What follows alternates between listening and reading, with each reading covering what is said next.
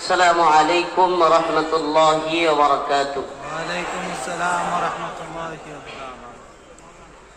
إن الحمد لله نحمده ونستعينه ونستغفره ونؤمن به ونتوكل عليه ونعوذ بالله من شرور أنفسنا ومن سيئات أعمالنا.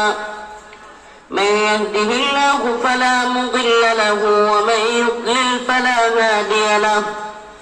ونشهد أن لا إله إلا الله وحده لا شريك له.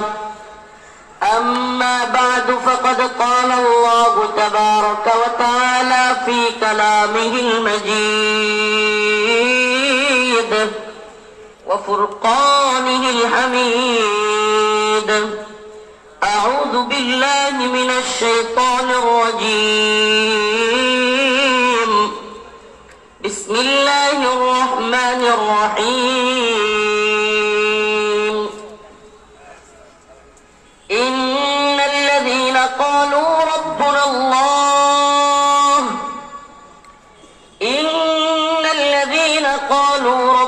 الله ثم استقاموا فلا خوف عليهم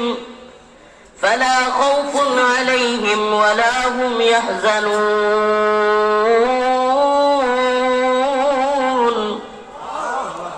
صدق الله مولانا العظيم وصدق رسوله النبي الكريم ونحن على ذلك من الشاهدين والشاكرين والحمد لله رب العالمين.